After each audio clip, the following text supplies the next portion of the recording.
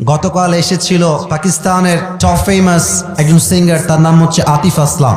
আমার কাছে বড্ড কষ্ট লাগে আমি যখন দেখি যে কোনো ভিন দেশি গায়ক এসে আমাদের দেশে গান গায়, আর আমাদের দেশে কিছু চরিত্রহীন নিকৃষ্ট জাতির মেয়েরা বেপরদায় গিয়ে কনসার্টে এমন ভাবে নিজের দেহ অঙ্গ প্রত্যঙ্গকে শো করে নাচ করে বেড়ায়, হাজার হাজার যুবকের চোখ ঈমান চরিত্র সব নষ্ট হয়ে যায়।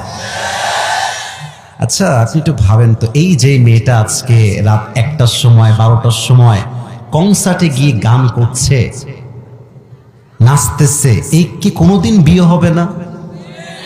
আরে কথা কোন, বিয়ে হবে না? এই যে ছেলে মেয়ে একসঙ্গে নাচতেছে, ছেলের গায়ের সঙ্গে মেয়ের গা লাগতেই আছে, এর চরিত্র কোথায়? এর সম্মান কোথায়? এর দেহের মূল্য কোথায়?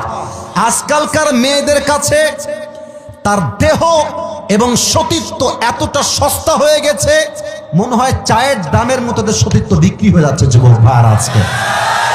তবে সব মেয়েকে, I don't measure everyone equally, সবাইকে এক পাল্লে আমি আসিফ মাপি না, সবার কাছে ভিন্ন ভিন্ন চরিত্র আছে। তবে একটা কথাই স্পষ্ট, যা রাত 1টার সময় গিয়ে কনসার্টে গিয়ে নিজের দেহকে প্রদর্শন করে নাচ গান করে বেড়ায়, সেই মেয়ে যেই হোক না কেন ভদ্র ফ্যামিলির সন্তান সে হতে পারে না। 2 নম্বর কথা একটু বুঝে শুনবেন, গান শুনলে যাদের মজা লাগে একটু বুঝে শুনবেন, গান যাদের মজা লাগে তাদের এই কলবটা অসুস্থ। আচ্ছা, এখন আমরা আছি যেই সালে, এই সালটার নাম কত সাল? 2000। আমার সাথে কথা কন ভাই, কথা কইলে আমার ভাল লাগে, বলেন সবাই কত সাল? আচ্ছা, আমি আপনাকে নিয়ে গেলাম আরো 100 বছর আগে, 1924 সাল। তখন কি ডাক্তার ছিল? মেডিকেল ছিল? হসপিটাল ছিল? ক্লিনিক ছিল? তখন ছিল ওঝা।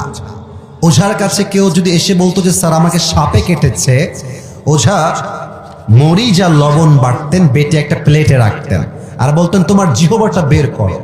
জিহবা বের করলে তার জিহবায় লবণ দেওয়া হতো, মরিচ দেওয়া হতো, আর বলা হতো ম্যান হাউ ইট টেস্ট, স্বাদ কেমন বলো।